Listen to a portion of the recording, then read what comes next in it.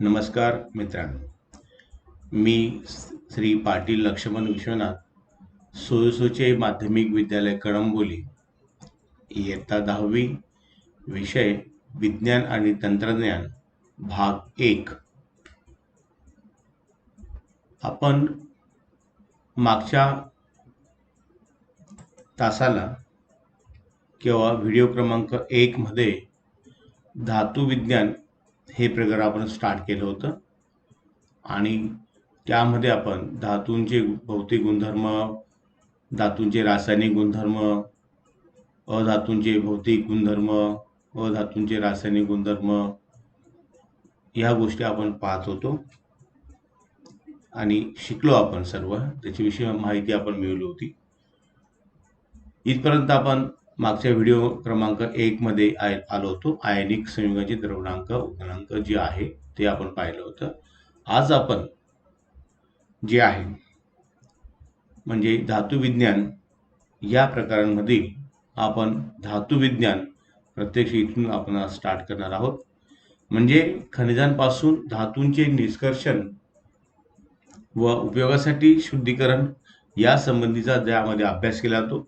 विज्ञान आणि तंत्रज्ञान जे आहे त्याला आपण धातू विज्ञान म्हणणार आहोत. म्हणजेच काय की खनिजांपासून धातूंचे निष्कर्षण करायचे आणि त्याचा उपयोग आणि शुद्धीकरण या संबंधी विज्ञान आणि तंत्रज्ञान जे होतं त्याला आपण धातू विज्ञान असं म्हणणार आहोत. धातूंचा आढळ आपल्या सर्वांना माहिती आहे की बरेचसे धातू क्रियाशील असल्यामुळे सोडियम आहे, नंतर पारा आहे किंवा पोटॅशियम आहे वगैरे, इथे हे सर्व जे आहेत ते निसर्गामध्ये मुक्त अवस्थेत सापडत नाहीत. जे क्रियाशील असतील धातू ते मुक्त अवस्थेत सापडत नाहीत, तर त्यांच्या ऑक्साईड, कार्बोनेट, सल्फाईड, नायट्रेट अशा क्षारांच्या रूपात आपल्याला संयुक्त अवस्थेमध्ये आढळतात. मात्र सर्वात अक्रियाशील धातू की ज्यांच्यावर हवा, पाणी आणि इतर नैसर्गिक घटकांचा परिणाम होत नाही, उदाहरणार्थ चांदी, सोने आणि प्लॅटिनम हे जे आहेत ते आपल्याला अक्रियाशील धातू आहेत की ज्याच्यावरती आपण मागच्या वेळेस पाहिलं की हवा आणि पाणी याचा काही परिणाम होत नाही. हे धातू आपण मागच्या वेळेस पाहिले. हे धातू साधारणपणे मुक्तावस्थेत आढळून येतात आणि धातूंची जी संयुगे अशुद्धीसह निसर्गात आढळतात त्यांना आपण खनिजे म्हणणार आहोत. म्हणजे आता सोडियम आहे, हे काय आपल्याला कसे आहेत स्वतंत्र मुक्तावस्थेमध्ये आढळून येत नाहीत किंवा इतर जे दुसरे जे आहेत ते सुद्धा, किंवा पोटॅशियम असेल ते सुद्धा आपल्याला मुक्त अवस्थेमध्ये सापडून येत नाही. तर ते किंवा ॲल्युमिनियम आहे हे आपल्याला कसे आढळून येतात ते की खनिजे या स्वरूपामध्ये, म्हणजे आपल्याला कसे सापडतील ते ऑक्साईडच्या स्वरूपामध्ये. त्यांचे ऑक्साईड, कार्बोनेट, सल्फाईड, नायट्रेट अशा क्षारांच्या स्वरूपात संयुक्त अवस्थेत आढळतात आणि त्यांच्या आता शुद्धीकरण म्हणजे धातूंची जी संयुगे अशुद्धी स्वरूपात असतात त्यांना निसर्गात आढळतात. म्हणजे जे धातू ज्या आहेत म्हणजे तुम्हाला हे जे बोललो मी, हे कार्बोनेट, सल्फाईडच्या स्वरूपात जे मिळतात ते, ही जी संयुगे आहेत अशुद्ध स्वरूपात आपल्या निसर्गात आढळतात त्यांना आपण खनिजे असं म्हणणार आहोत. ज्या खनिजांपासून सोयीस्करपणे आणि फायदेशीररित्या धातू वेगळा करता येतो त्यांना आपण धातुके म्हणणार आहोत. धातुकांमध्ये धातूंच्या संयुगाबरोबर माती असते, वाळू असते, काही खडक सुद्धा त्यामध्ये असतात. अशा अशुद्ध ज्या काही पदार्थ असतात त्याच्याबरोबर त्याला अशुद्ध असं आपण म्हणणार आहोत. तर या अशुद्धींना आपण मृदा असं म्हणणार आहोत आणि ती आपल्याला वेगळं करायचं आहे. त्याला विलगीकरण असं म्हणतात की विलगीकरण विविध पद्धती वापरून त्याचं आपण काय करायचं आहे, धातुकांपासून निष्कर्षण करून जे अशुद्धी पदार्थ असतील ते वेगळ्या करून आपल्याला धातू शुद्ध स्वरूपात मिळवायचं आहे. आणि त्यालाच आपण आज धातू विज्ञान म्हणजे आपल्याला हे बघा, धातुकांपासून धातूंचे शुद्ध स्वरूपात निष्कर्षण करण्याच्या क्रियेचा धातू विज्ञान समावेश होतो. आणि आपण पाहणार आहोत की कशा पद्धतीने ते शुद्धीकरण केलं जातं. बहुधा धातुकांच्या खाणीमधून खनिजे बाहेर काढून तेथेच त्यांच्यातील मृदा अशुद्धी वेगवेगळ्या पद्धती वापरून धातुकांपासून वेगळ्या केल्या जातात. त्यानंतर ती धातुके धातू निर्माण करतात. त्या ठिकाणी वाहून नेऊन तेथे धातूचे शुद्ध स्वरूपात निष्कर्षण करतात. त्यानंतर धातूला शुद्धीकरणाच्या वेगवेगळ्या पद्धती वापरून जास्तीत जास्त शुद्ध कसं करता येईल ते पाहिलं जातं किंवा करतात. या सर्व प्रक्रियेला आपण धातू विज्ञान असं म्हणणार आहोत किंवा म्हटलं जातं. धातू विज्ञानाची मूल तत्वे काय आहेत? तर यामध्ये धातुकांपासून शुद्ध स्वरूपात धातू मिळवण्याचे टप्पे आपल्याला पुढे एक एक पाहणार आहोत. धातुकांचे सहंदीकरण. आता सहंदीकरण बघा या ठिकाणी, म्हणजे धातुकांपासून मृदा अशुद्धी वेगळ्या करण्याच्या प्रक्रियेस धातूंचे सहंदीकरण म्हणतात. या प्रक्रियेत धातुकांमधील इच्छित धातूंच्या संयोगाची सहंती वाढवण्यात येते. यासाठी विविध मार्ग वापरतात, पण नेमका कोणता मार्ग वापरायचा हे मात्र धातुकांमधील इच्छित धातूंच्या भौतिक गुणधर्माच्या आणि धातुकातील मृदा अशुद्धीवर अवलंबून असणार आहे. त्या धातूवर अवलंबून असणार आहे. त्याचे भौतिक गुणधर्म कसे आहेत आणि मृदा कशा आहेत त्याच्यावर अवलंबून असणारे त्याची सहंदी कशी वाढवता येईल. तसे हे धातूच्या अभिक्रियाशीलतेवर, तो धातू किती लवकरात लवकर त्याची अभिक्रिया होते त्या धातूवरती आणि शुद्धीकरणाच्या उपलब्ध सुविधांवर अवलंबून असणार आहे.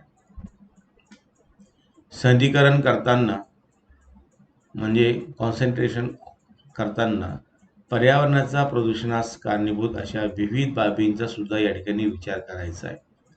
समजा तुम्हाला एखादी गोष्ट समजा सहंदीकरण करायची आणि त्यातून विषारी वायू बाहेर पडत असेल, ते सुद्धा आपल्याला लक्षात घ्यावी लागणार आहे. धातुकांचे सहंदीकरण करण्याच्या काही सामान्य पद्धती आपण पाहणार आहोत. पहिला जो आहे तो गुरुत्वीय विलगीकरण पद्धत.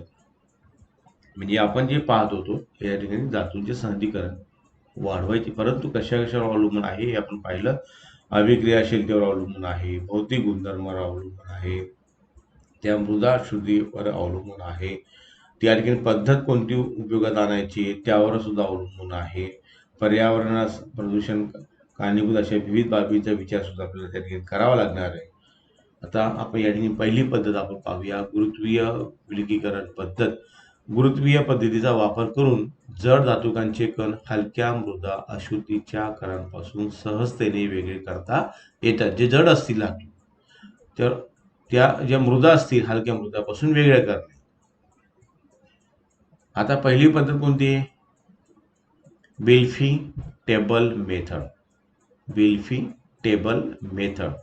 आता हा इथे दिले बघा, हा टेबल दिला आहे, यामध्ये अशा लाकडी खाचा बसवलेल्या आहेत, दिले बघा इथं. विलगीकरणाच्या या पद्धतीत लाकडाचे अरुंद पातळ असे तुकडे कमी उताराच्या पृष्ठभागावर लावून इथं लावायचे. असे लाकडाचे जे आपण जे तुकडे केलेले आहेत ते इथं लावायचे. इथं लावल्यानंतर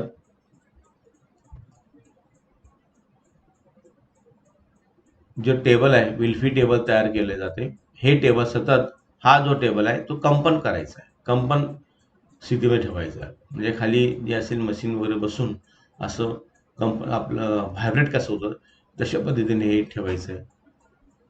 या टेबलावर धातुकांची भुकटी, ही जी भुकटी आहे ही भुकटी इथून टाकायची आहे आणि पाणी जे असेल ते पाणी सुद्धा त्या भुकटीवरती शिंपडायचं आहे. ही धातुकांची भुकटी धातुकांचे लहान तुकड्यांपासून बॉल मिल वापरून तयार केले जाते. बॉल मिल पद्धतीने पाण्याचा प्रवाह टेबलाच्या वरच्या बाजूने इथून सोडायचा आहे. यामुळे हलक्या मृदा जे असतील अशुद्धी पाण्याच्या प्रवाहाबरोबर दूर वाहून जातात.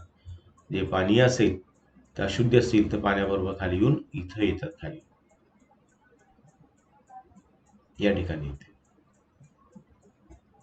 वाहून येतील.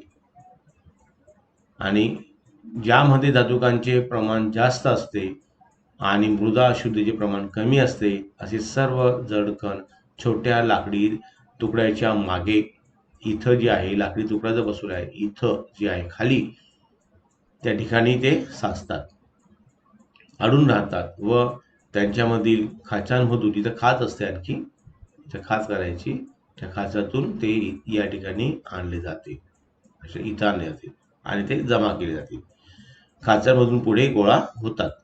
अशा पद्धतीने ही पहिली पद्धत आहे बिल्फी टेबल पद्धत.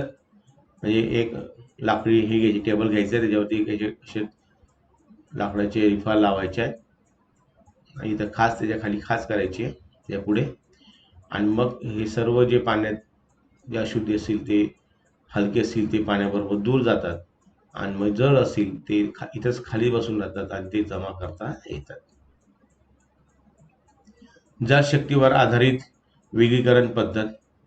या ठिकाणी जलशक्तीवर आधारित विलगीकरण पद्धतीमध्ये काय करतात, गिरणीवर आधारित कार्य चालते. गिरणी जसं आपण दळण टाकतो तसं या ठिकाणी सुद्धा आहे. तुम्हाला लक्षात, आता मी आकृती दाखवतो. गिरणीत दळताना वापरतात त्या प्रकारचे एक निमुळते भांडे असते, जे खालच्या बाजूने निमुळत्या हौदासारख्या भांड्यात उघडलेले असते. हौदाला वरच्या बाजूस पाणी बाहेर जाण्यासाठी एक तोटी असते, तसेच खालून पाणी सोडण्यासाठी एक नळी बसवण्यात आलेली असते. आता हे वाचण्यापेक्षा प्रत्यक्ष आकृती पहा. जसे पिठाची गिरणी असते, वरून आपण दाणे टाकतो आणि खालून जातं, तसं या ठिकाणी त्याचा आकार दिलाय. आणि या ठिकाणी धातुकांची भुकटी आपण टाकायचं आहे. या ठिकाणी काय करायचं आहे, हे जे आहे इथून पाणी प्रेशरने सोडायचं. पहिले पाणी भरून ठेवायचं आहे, त्यामध्ये हे धातूची भुकटी पडेल आणि जे हलके असतील म्हणजे इथून पाण्याचं प्रेशर देऊन जे असतील हलके असतील ते हलके अशुद्धी जे असतील ते या वाटे बाहेर येतील आणि जड असतील ते खाली बसतील आणि इथं या मार्गाने ते खाली जमा होतील आणि बाहेर काढले जातील. अशा पद्धतीने गुरुत्वाकर्षणाच्या नियमावर आधारित आहे. जे जड असतील ते खाली येणार आहे, जे खाली बसतील म्हणजे गुरुत्वाकर्षणाच्या पद्धतीने खाली घेतले जातील आणि जे अशुद्ध असतील हलके असतात त्या या प्रेशरने त्या वर जातील आणि ते बाहेर टाकले जातील. अशा पद्धतीने हे आपल्याला गुरुत्वाकर्षणच्या सहाय्याने म्हणजे जलशक्तीवर आधारित विलगीकरण पद्धती आपण पाहिली. दुसरी एक पद्धत पाहिली आपण. तिसरी, आता या ठिकाणी आ दिलाय. पहिला अ काय पाहिलं आपण, गुरुत्वीय विलगीकरण पद्धत. या ठिकाणी गुरुत्वीय विलगीकरण पद्धतीच्या सहाय्याने म्हणजे गुरुत्व जे असेल जड असेल ते गुरुत्वाकर्षण जे असेल त्या पद्धतीने या दोन पद्धती आहेत. आता चुंबकीय विलगीकरण पद्धत जी आहे ती आपण पाहूया.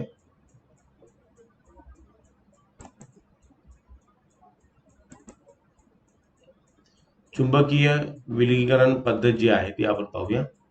आता तुम्हाला एक दिसतंय की लोखंडी रॉड इथं गोल चाका दिसत आहे तुम्हाला. हा बेल्ट दिसतोय, हा बेल्ट आहे आणि या ठिकाणी एक चुंबकीय रूळ बसवलाय आणि हा अचुंबकीय रूळ बसवलाय. या ठिकाणी धातुकांची चूर्ण इथून टाकायचं, आपण जी भुकटी केली असेल ती टाकायची किंवा जाड भरड असेल असं जे असेल ते इथून टाकायचं आणि हे पट्टा असं फिरेल. इथे चुंबक असल्यामुळे, चुंबकीय पदार्थ असल्यामुळे जे चुंबकीय घटक असतील ते खाली येतील असे आणि अचुंबकीय घटक असतील ते सरळ खाली वरती पडतील, पुढे पडतील. असे दोन वेगवेगळे संग्राहक जे दिसतात तुम्हाला, टब दिसत आहेत, त्यामध्ये आपण जमा करायचे. अशा पद्धतीने आपण चुंबकीय विलगीकरण पद्धत जी आपण पाहिली. अशा प्रकारे धातुकांमधील चुंबकीय आणि अचुंबकीय कण, हे चुंबकीय असतील आणि हे अचुंबकीय कण त्यामधील चुंबकत्वामुळे विलग करता येतात. उदाहरणार्थ कॅसिटराइट हे कथील या धातूचे धातुक आहेत. या धातुकात मुख्यत्वे स्टॅनिक ऑक्साईड हा अचुंबकीय घटक आणि फेरस टंगस्टेट हा चुंबकीय घटक त्यामध्ये असतो. आता मला लक्षात आलं असेल की जे चुंबकीय असतील ते या ह्याच्यात पडणार आहे, अचुंबकीय असतील ते या ह्याच्यात या टपमध्ये पडतील. अशा पद्धतीने आपण विलीनीकरण करू शकतो चुंबकीय विलीनीकरण पद्धतीच्या सहाय्याने. पुढची पद्धत आहे फेनतरण पद्धत. आता यामध्ये बघा, फेनतरण पद्धती ही धातुकांमधील कणांच्या परस्पर विरोधी जलस्नेही आणि जलविरोधी या दोन गुणधर्मावर आधारित आहे. जलस्नेही आणि जलविरोधी या दोन गुणधर्मावर आधारित आहे. आता तुम्हाला लक्षात असेल, जलस्नेही आणि जलविरोधी यामध्ये धातूच्या सल्फाइड्स जे असतील, ते कण जे असतील, त्यांच्या जलविरोधी गुणधर्मामुळे प्राधान्याने तेलात भिजतात. कोणते असणार आहे? जलविरोधी. हे जलविरोधी ते पाण्यात भिजणारच नाही, ते तेलात भिजतील. आणि तर मृदा अशुद्धी जे असतील ते जलस्नेही म्हणजे पाण्यात भिजणारे जे असतील, म्हणजे पाण्यात भिजणारे आणि तेलात भिजणारे असे दोन असतात. ते आपल्या आपल्या याच्याप्रमाणे भिजतील. जे असतील ते धातू असतील ते कशात भिजतील? ते की तेलामध्ये भिजतील. आणि जे मृदा अशुद्धी असतील ते पाण्यामध्ये भिजतील. ह्या गुणधर्माचा उपयोग करून आपण फेनतरण पद्धतीने काही विशिष्ट धातुकांचे, सर्व नाही, विशिष्ट धातुकांचे सहजीकरण करण्यात येते.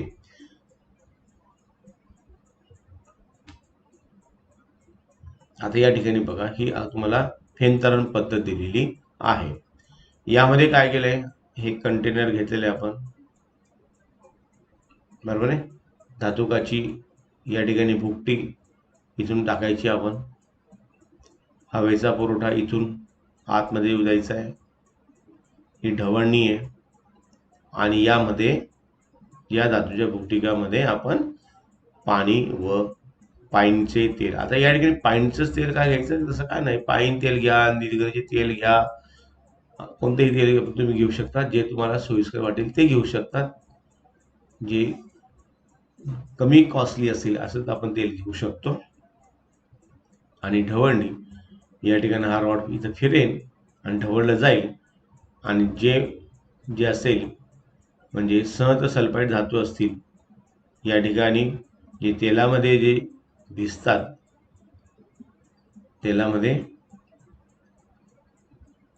आपण मागच्या याच्या स्लाइड पाहिलं आपण, ही बघा तेलात भिजतात. असे जे असतील ते वरच्या भिजल्यानंतर वरती येतील, फेस तयार होईल आणि त्यांचा जो या ठिकाणी बाहेर काढला जाईल. जे सहज सल्फाइड धातू जे असतील आणि जे अशुद्धी जे असतील पाण्यामध्ये भिजणारे ते खाली बसतील आणि ते मृदा अशुद्धी या पद्धतीने बाहेर काढलं जाईल. इथे बघा, पृष्ठभागावर फेस, पाण्याच्या जो फेस तयार होणार आहे, या ठिकाणी हा जो फेस तयार झाला तो वरती तरंगायला लागेल आणि अशा पद्धतीने आपण तो बाहेर काढला जाईल. विशिष्ट सल्फाइड धातुकांची कण प्राधान्याने तेलाने भिजल्याने फेसासोबत पाण्यावर तरंगतात.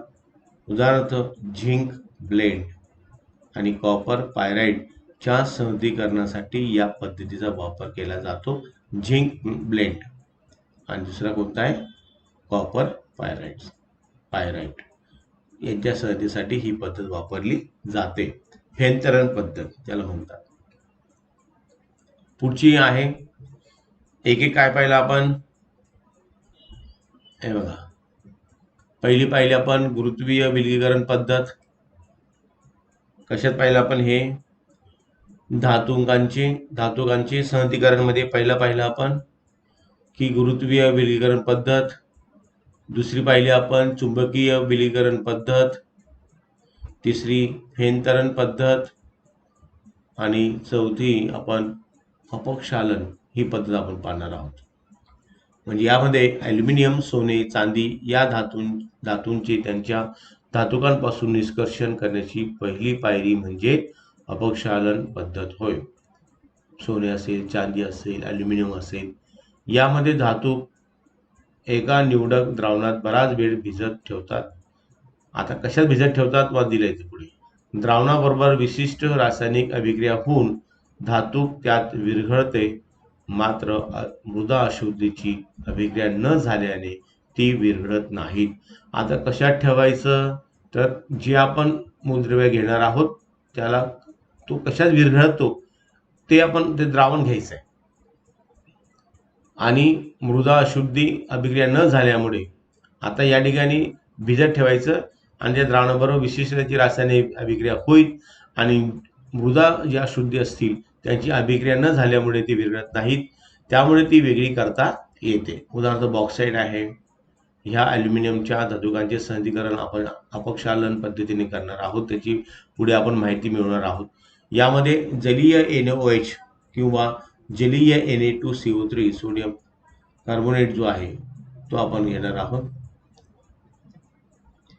भिजत ठेवल्यास बॉक्साईट भिजत ठेवल्यास ॲल्युमिना हा तयार होतो, मुख्य घटक असतो आणि तो आपल्याला वेगळा करता येतो. यामध्ये बघा इलेक्ट्रॉन्सच्या परिभाषेत ऑक्सिडीकरण व शपन आपण पाहणार आहोत. कोणत्या पद्धतीने होतं ते शपन ऑक्सिडीकरण होतं ते बघणार आहोत.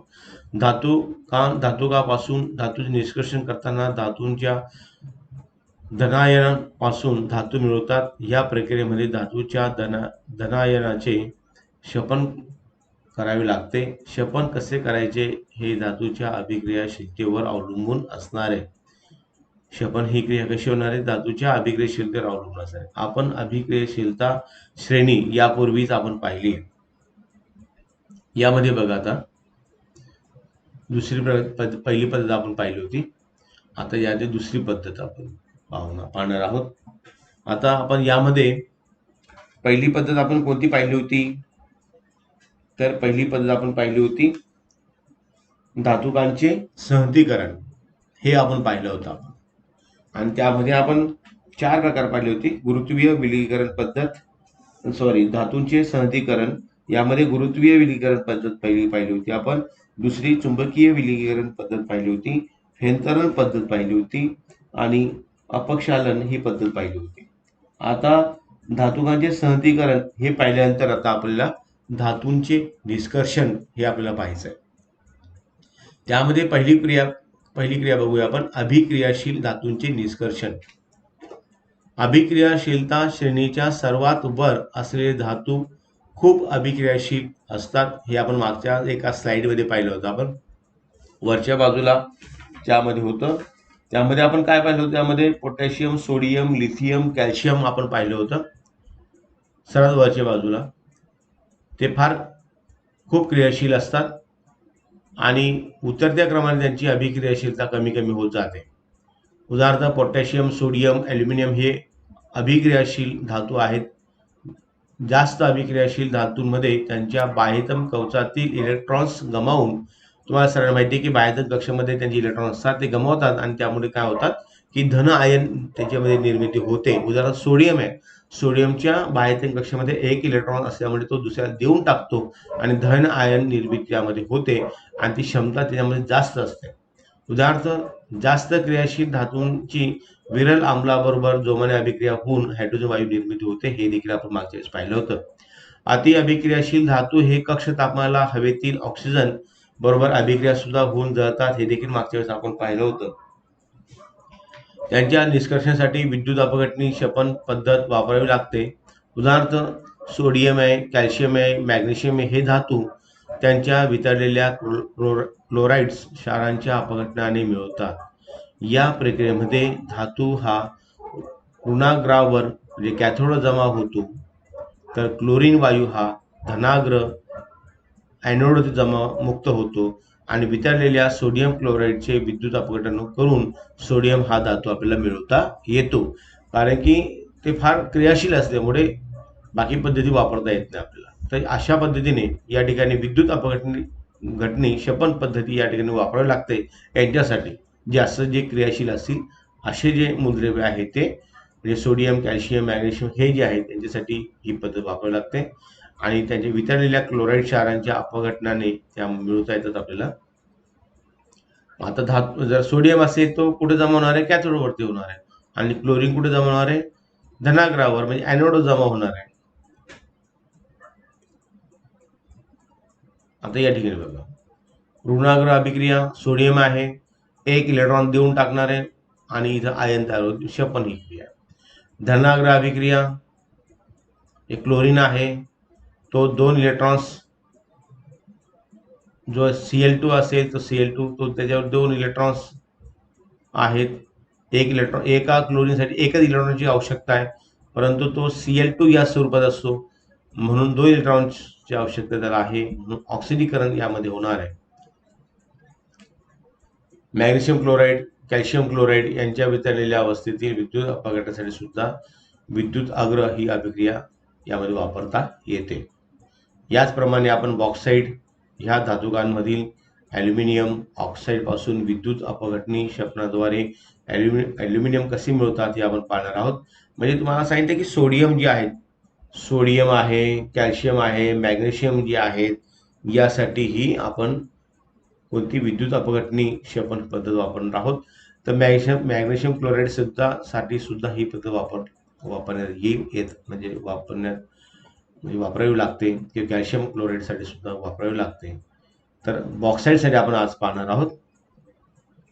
हे तुम्हाला माहिती दिलेली आहे, परंतु प्रत्यक्ष बॉक्साईडसाठी ही पद्धत कशी वापरली जाते त्यासाठी आपण अभ्यास करणार आहोत. म्हणजे धातुकांमधील ॲल्युमिनियम ऑक्साईडपासून विद्युत अपघटनी क्षपणाद्वारे ॲल्युमिनियम कसे मिळवतात हे आपण पाहणार आहोत. आता या ठिकाणी प्रत्येक तुम्हाला मूलद्रव्य जे दिले त्यासाठी अभ्यास नाहीये. त्यातला एक निवडक जो आहे सोडियम वगैरे जे आहे, पोटॅशियम वगैरे यांच्यासाठी न करता एक फक्त ॲल्युमिनियम घेतले आहे तुम्हाला, की ॲल्युमिनियमसाठी ही पद्धत जी आहे विद्युत अपघटनी क्षपणाद्वारे ही जी पद्धत आहे, त्यातून जो मूलद्रव्य आहे, शुद्ध स्वरूपाचा मूलद्रव्य कसा मिळवता येतो, म्हणजे ॲल्युमिनियम कसा मिळवता येईल ते आपल्याला पाहायचं आहे. आता या ठिकाणी ॲल्युमिनियमची संज्ञा तुम्हाला सर्वांना माहिती आहे, Al आहे, अणुअंक त्याचा 13 आहे, त्याचा रंग रुपेरी पांढरा आहे, इलेक्ट्रॉन स्वरूपात पहिल्या कक्षेत 2, दुसऱ्या कक्षेत 8, तिसऱ्या कक्षेत 3 आणि बाह्यतम कक्षामध्ये 3 इलेक्ट्रॉन असल्यामुळे तो काय करतो, दुसऱ्याला इलेक्ट्रॉन्स देऊन टाकतो. ही संज्ञा त्याची किती आली, 3 आली. ॲल्युमिनियम अभिक्रियाशील धातू असल्यामुळे आता यामध्ये आपल्याला ॲल्युमिनियम जो आहे तो कशात येणार, मध्यम जो आहे त्याच्यामध्ये येणार, अतिक्रियाशील मध्ये येत नाही, त्याच्या खालच्या याच्यामध्ये येतो, मध्यम याच्यामध्ये येतो. ॲल्युमिनियम हे तिसरे मूलद्रव्य आहे जे पृष्ठभागामध्ये मुबलक प्रमाणामध्ये आपल्याला आढळून येतात. ॲल्युमिनियमचे त्यांच्या मुख्य धातूक म्हणजे बॉक्साईड पासून आपल्याला हे बॉक्साईड सूत्र हे जे आहे ते बॉक्साईड संज्ञा त्याची Al2O3 NH2O. आता N या ठिकाणी व्हेरिएबल आहे, हे बदलतं थोडंसं, पासून निष्कर्षण केले जाते आणि बॉक्साईडमध्ये 30% ते 70% Al2O3 असतो, म्हणजे बॉक्साईड असतं, आणि काही जो आहे मृदा अशुद्धीचा समावेश त्यामध्ये असतो. उरलेला भाग जो आहे तो मृदा अशुद्धी असणार आहे, त्यामध्ये वाळू, सिलिका, आयर्न ऑक्साईड इत्यादींनी तो बनलेला असतो. ॲल्युमिनियम निष्कर्षणात 2 पायऱ्या आहेत, 2 पद्धतीने त्याचं निष्कर्षण केलं जातं, शुद्धीकरण केलं जातं. पहिली पद्धत आहे बॉक्साईड ह्या धातुकाचे सहजीकरण करणे. ॲल्युमिनियमचे मुख्य धातूक बॉक्साईड आहे, बॉक्साईडच्या संयुग स्थितीमध्ये आढळून येतो. बॉक्साईडमध्ये सिलिका आहे, फेरिक ऑक्साईड आहे आणि टिटॅनियम ऑक्साईड आहे. या अशुद्धी त्यामध्ये असणार आहे. आता पहिली पद्धत जी आहे ती बेअरच्या पद्धतीने, अथवा 2 पद्धती, बेअरची पद्धत आहे, दुसरी हॉलची पद्धत आहे. एक बेअरची आणि दुसरी हॉलची पद्धत, आणि त्याच्यानुसार आपण अपक्षालन करून आणायचं आहे, म्हणजे शुद्धीकरण करून आणायचं आहे, आणि अशुद्धी वेगळ्या करण्यात येतात. या दोन्ही प्रक्रियांमध्ये शेवटी निस्तापन क्रियेने सहज ॲल्युमिनियम मिळवला जातो. बेअरच्या पद्धतीत पहिली पद्धत बघूया आपण. बेअरची पद्धत प्रक्रियेत सर्वात आधी धातू काय करायचं, धातू गोलाकार चक्कीतून काय करायचं, भरडले जाते, हे थोडंसं बारीक करतात. त्यानंतर सार संग्रहामध्ये उच्च दाबाखाली 2 ते 8 तास कॉस्टिक सोडाच्या NOH आणि द्रावणाबरोबर 140 ते 150 अंश सेल्सिअस तापमानावर तापून त्याचे अपक्षालन केले जातं. म्हणजे हे जे आहेत बॉक्साईड जो आहे तो कशात भिजणार आहे, अभिक्रिया कशात होणार, त्याची 2 ते 8 तास ठेवायचं आहे, कॉस्टिक सोड्यावर त्याची अभिक्रिया होणार आहे, आणि जे अशुद्धी असतील ते बाजूला होतील. यांनी हे जे तापमान दिले 140 150 अंश सेल्सिअस एवढं तापमान त्याला तापवायचं आहे. आता या ठिकाणी बघा, अल्युमिनियम ऑक्साईड उभयधर्मी आहे असल्यामुळे सोडियम हायड्रॉक्साईडच्या जलीय द्रावणामध्ये ते विरघळणार आहे आणि पाण्यात द्रावणीय असे सोडियम ॲल्युमिनेट तयार होते. तो याच्यात काय होणार, द्रावणीय आहे. आणि सोडियम ॲल्युमिनेट जे आहे ते पाण्यामध्ये कसे असणार आहे, जे अशुद्धी असतील ते पाण्यामध्ये द्रावणीय असणार आहे. म्हणजे बॉक्साईट सोडियम हायड्रॉक्साईडच्या द्रावणामध्ये अपक्षालन होते, म्हणजे द्रावणीय असतो आणि त्याची रासायनिक अभिक्रिया होते. आता यामध्ये बघा, ॲल्युमिनियम दिलाय, म्हणजे काय दिलं या ठिकाणी, आणि NaOH सोडियम हायड्रॉक्साईड दिलाय. आता ॲल्युमिनियम ऑक्साईड दिलाय, हा जो आहे ॲल्युमिनियम ऑक्साईड दिलाय आणि NaOH दिलाय, त्यापासून आपल्याला NaAlO2 हे आपल्याला मिळणार आहे. आता यामध्ये बघा, आणि पाणी वेगळं होणार आहे, म्हणजे या ठिकाणी मृदा अशुद्धीमधील आयर्न ऑक्साईड जे आहे हे जलीय सोडियम हायड्रॉक्साईडमध्ये विरघळत नाही. मग तो कोण विरघळणार आहे, याच्यात ॲल्युमिनियम ऑक्साईड विरघळणार आहे, ते गाळून वेगळे करण्यात येते. आता या ठिकाणी ऑक्साईड तुम्ही म्हणतात ना, की या ठिकाणी भासतात, या ठिकाणी भासतात आणि त्याचं रूपांतर ऑक्साईड रूपांतर होणार. परंतु जलीय सोडियम हायड्रॉक्साईडमध्ये मृदा अशुद्धीमधील सिलिका विरघळून पाण्यात द्रावणीय असे सोडियम सिलिकेट तयार होणार आहे. हे बघा, सोडियम सिलिकेट,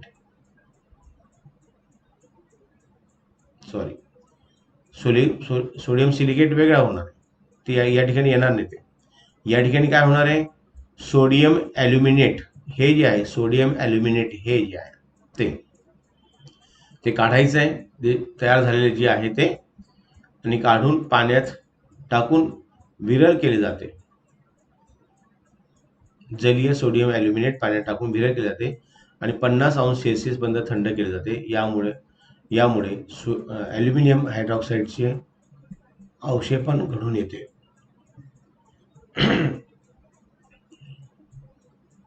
इथे बघा, सोडियम हायड्रॉक्साईड तयार झाले आणि ॲल्युमिनियम हायड्रॉक्साईड तयार झाले.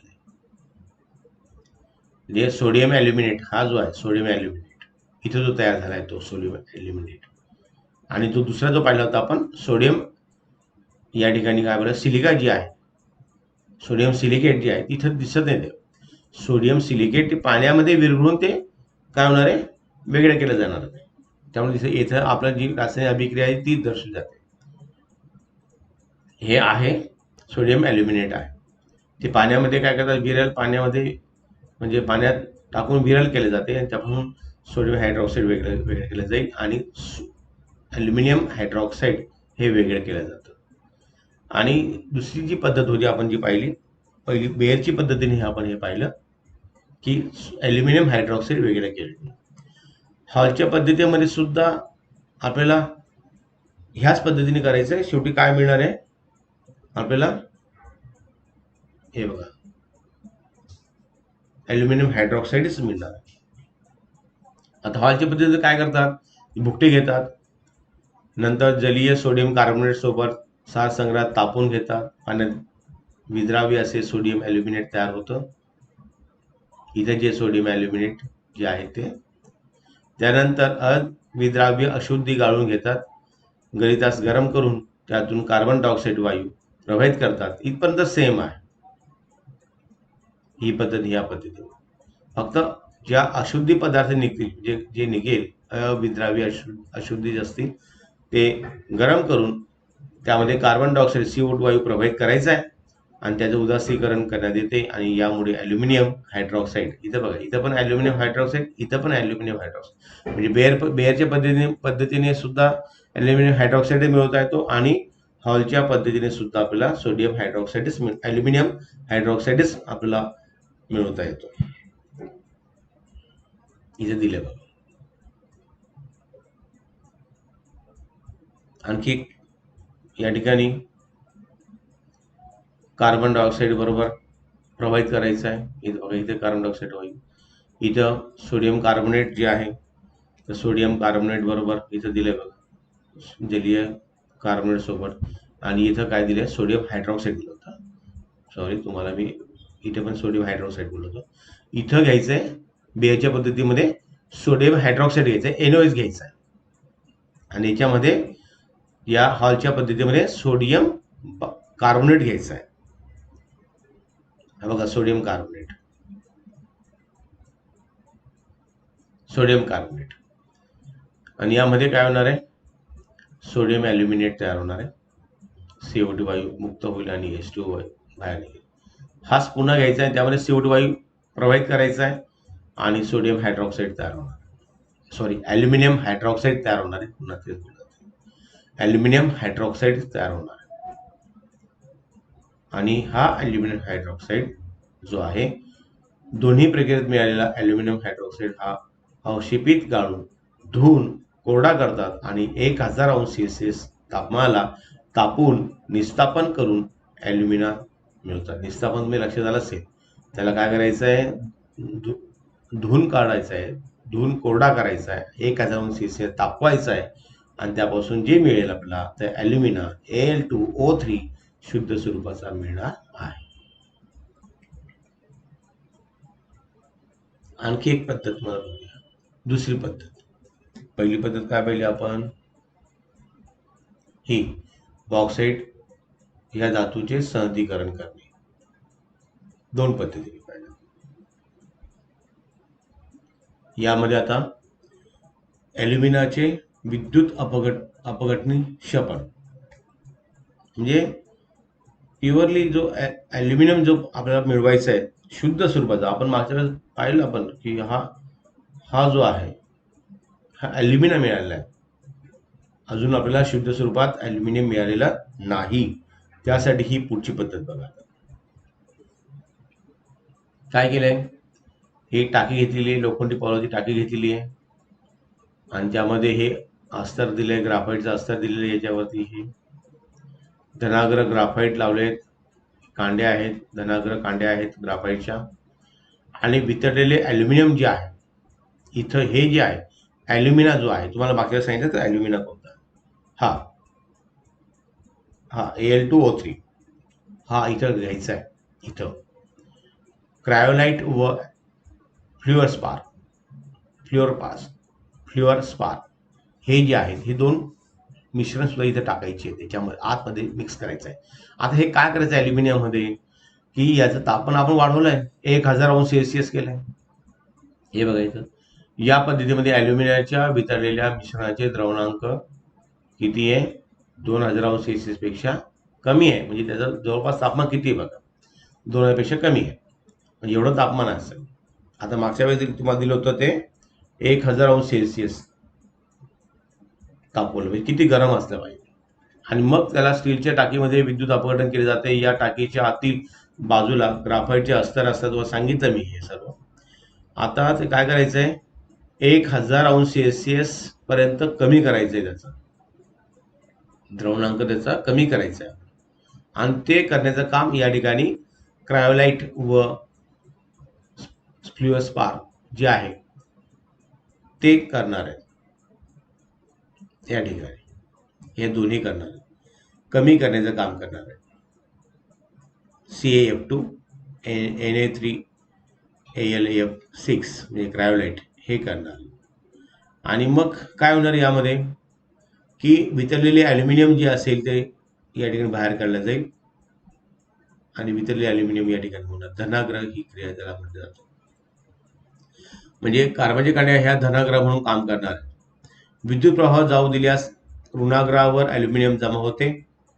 ऋणाग्रह कोणता आहे या ठिकाणी, हा बघा, हा ऋणाग्रहाचं काम करणार, आणि हे धनाग्रहाचं काम करणार आहे. त्या कांड्या ॲल्युमिनियम जमा होणार आहे याच्यावरती, आणि वितळलेले ॲल्युमिनियम विद्युत अपघटनेपेक्षा जड असल्याने टाकीच्या तळाशी जमा होते, आणि इथूनच ते वेळोवेळी काढून घेतले जाते, इथून काढलं जातं. ऑक्सिजन वायू धनाग्रह पाशी जमा होतो, मुक्त होतो या ठिकाणी.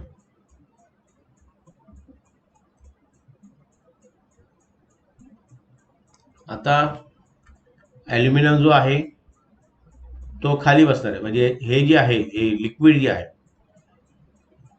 बरोबर आहे, हे लिक्विड हा ऋणाग्र जो आहे ते असल्यामुळे तो खाली बसणार आहे. ॲल्युमिनियम विद्युत अपघटनेपेक्षा जड असल्याने टाकीच्या तळाशी बसेल. ऋणाग्र कोणता आहे? हा खालचा भाग, इथं नाही, हा धनाग्र आहे. हा खाली जो भाग आहे इथं खाली येणार आहे, याच्यात हे लिक्विड जे भरले आपण याच्यातून ॲल्युमिनियम खाली येणार आहे, ऋणाग्र साईडला येणार आहे. आणि ऑक्सिजन ह्या कांड्या जे आहे ते धनाग्र कांड्या आहेत, त्या धनाग्र कांड्यावरती ते जमा होणार आहे ऑक्सिजन. इथे क्रिया दाखवलेली आहे, ऑक्सिडीकरण ही क्रिया होते. ऑक्सिजन इथे जमा झाले, ऑक्सिडीकरण ही क्रिया होते. आणि ह्या कांड्या आपल्याला नेहमी इथं दिले बघा, मुक्त झालेल्या ऑक्सिजन वायूची कार्बन ऋणाग्रापाशी, म्हणजे कार्बन ऋणाग्रापाशी बघा, हे कार्बन अभिक्रिया झाल्यावर कार्बन डायऑक्साईड वायू या ठिकाणी मुक्त होतो इथं. म्हणजे कार्बन आणि इथला ऑक्सिजन जो आहे त्याची या ठिकाणी रासायनिक अभिक्रिया होते आणि क्षरण होतात. आणि म्हणून आपल्याला या ठिकाणी दिलंय की ॲल्युमिनियम विद्युत अपघटन होताना धनाग्राचे ऑक्सिडीकरण या ठिकाणी होत असल्याने ते वेळोवेळी बदलण्यात येते. तुम्हाला 10वीच्या बोर्डाच्या परीक्षेमध्ये हा प्रश्न विचारला जातो की ह्या कांड्या आपल्याला नेहमी का बदलायला लागतात? कार्बनच्या कांड्या ही या ठिकाणी रासायनिक अभिक्रिया होते, ऑक्सिडीकरण या ठिकाणी होतं आणि ऑक्सिडीकरण झाल्यामुळे या ठिकाणी CO2 वायू तयार होतो आणि क्षरण होतात आणि म्हणून ते आपल्याला बदल करण्याची आवश्यकता आहे. आता जो पुढचा जो आहे तो आपण पाहूया की मध्यम अभिक्रियाशील धातूंचे निष्कर्षण. जे आपण सुरुवातीला पाहिलं ते आपण सुरुवातीला आपण काय पाहिलं? काय पाहिलं याच्यामध्ये? मध्ये पाहिलं आपण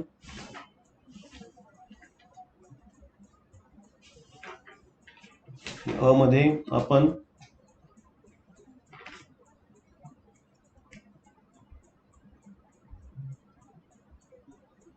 अभिक्रियाशील धातूंचे निष्कर्षण हे पाहिलं. जे वरचे जे आहेत ते आणि त्याच्या खालची आणखी किंवा अभिक्रियाशील जे वरचे आहेत ते. आता आपण मध्यम अभिक्रियाशील धातूंचे निष्कर्षण म्हणजे कोणते येणार? यामध्ये लोखंड येणार, जस्त येणार, सिसे येणार, तांबे येणार. हे जे आतमध्ये जे आपण मागच्या वेळेस पाहिलं आपण ते जस्त, लोह, पती, सिसे हे जे आहे हे आपण पाहणार आहोत. आता व्हिडिओ क्रमांक आपण हा 2 पाहत आहोत. तिसऱ्या व्हिडिओमध्ये याच्याविषयी आपण माहिती मिळवणार आहोत.